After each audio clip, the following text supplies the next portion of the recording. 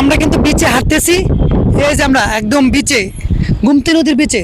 So Gumti নদীর beach হাঁটতে হাঁটতে আমরা কিন্তু একটা পাথর খুঁজতেছি, যে এই পাথরটা নাকি আমাদের একটা হেল্প করতে পারবে, অনেক বড় হেল্প করতে পারবে। একটা পাথর খুঁজতেছি। কি কাউকে মারবো? না। তুমি কি পাথর দিয়ে কাউকে মারবা? না, কাউকে মারার জন্য না গাইস।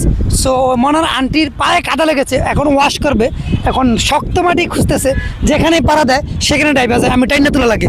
তো এখন মনার আন্টি চাইতেছে একটা পাথরের উপর দাঁড়াইয়া, এই তুমি কিন্তু পয়রা আমাকে বেজার করে ভালাইবা, পরে তাকে আমি হারাইছি, যেই সুতে কিন্তু টান দিয়ে তোমাকে নিয়ে যাবো। ওইতে পাওয়া গেছে, এদিকে আসো, ওইদিকে পাওয়া গেছে। সো আমরা কিন্তু একটু জায়গা পেয়েছি অবশেষে, যা খুঁজে একটু জায়গা পেয়েছি। দেখি এখানে মনে হয় আমরা নাহলে এক বোতল পানি কিনতে 40টি দিয়া, এই পানি কিনে মনে আন্টি খাওয়া দিতে এখানে নাইলে, এখানে মনে করেন। হ্যাঁ, তো পানি কোথাও নাই গাইস, কিন্তু কিছু করার নেই, অনেকে শহরে গিয়ে এমনি কাদালে হাঁটবো নাকি, তো পানি কিনে ফা দিতে যাক 40 টাকা বাঁচাইতাম যে, অনেকটা ফা হাঁটতে আইছি, দেখি 40 টাকা বাঁচাইতে পারি কিনা। অবশেষে পাইয়ে গেছি মনে আন্টি, তুমি এদিক দিয়ে যাও। হ্যাঁ, এদিক দিয়ে যাও, আস্তে আস্তে যাইও, সাবধানে। এই যে গাইস দেখেন, একটা পাথরের মতো একটু শক্ত জায়গা পাই গেছি। এই যে তুমি যাও ফরবা, তুমি ফরবা।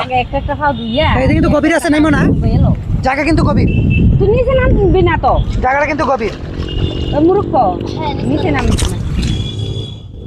সো এই যে দেখেন, আমরা কিন্তু 40 টাকা বাঁচানোর জন্য অনেকটা কষ্ট করতেছি। দেখি পয়সা একটা খাওয়া দুধ আসু পয়সা আজও পারবো কিনা। না, দেখি সে বলে সাঁতার জানে, এনতে কিন্তু গভীর। তো দেখি একটা রিস্ক নিয়ে নিছে অনার আন্টি। সো গাইস, আমরা মনে হয় বোতল দিয়ে ওয়াশ করতে হবে পাও, এছাড়া কোনো উপায় নাই। সাথে কিন্তু পানি, তারপর কিন্তু পানি কিনতে হবে। হ্যাঁ, যাক অবশেষে কিন্তু কাজ অর্ধেকটা হয়ে গেছে, আর অল্প একটু কাজ হয়ে গেছে জাস্ট শেষ।